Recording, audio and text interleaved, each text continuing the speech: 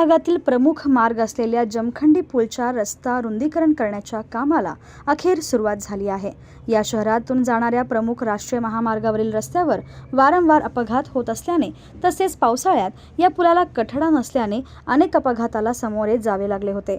याबाबत प्रभागातील नगरसेविका सौ रामेश्वरी बिर्रू व भाजपाचे सामाजिक कार्यकर्ते आनंद बिर्रू यांनी सार्वजनिक बांधकाम विभाग व राष्ट्रीय महामार्ग अधिकारी यांच्याशी पत्रव्यवहार केला। शहरातून जाणाऱ्या जुना राष्ट्रीय महामार्ग क्रमांक 65 वरील जोडबसवण्णा चौक ते पद्मशाली चौक या मार्गावर असलेल्या जमखंडी पुलाची रुंदी कमी असल्याने वारंवार अपघात होत आहेत।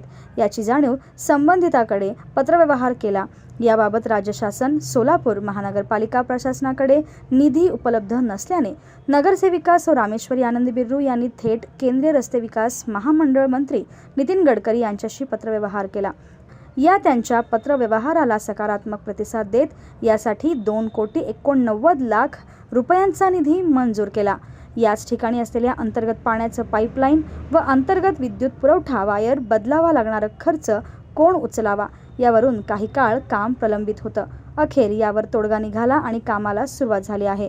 या कामाचा कालावधी 6 महिने असल्याने या मार्गावर येणाऱ्या जाणाऱ्या वाहनांची वर्दळ अन्यत्र वळविण्यात आला आहे। या मार्गावर पुरेसा संरक्षण व सोयीचे वाहतूक होऊ शकतो की याबाबत संबंधितांकडून पाहणी होणं गरजेचं आहे। दरम्यान या कामामुळे येथील वाहतूक बालाजी मंदिर, राम मंदिर, जोडबसवण्णा चौक या मार्गाने वळविण्यात आला आहे, तर जगदंबा चौक, जेल रोड पोलीस ठाणे आणि हनुमान मंदिर, उपहार बेकरी व तेथील बंदिस्त नसलेल्या कठडा तुटलेल्या नाल्यावरून पर्यायी सोय करण्यात आली आहे। या मार्गावरील नाल्यांचा कठडा तुटल्याने अपघात होण्याची शक्यता आहे, तरी संबंधित महानगरपालिका झोन क्रमांक 8च्या अधिकाऱ्यांनी तातडीने लक्ष देण्याची गरज आहे।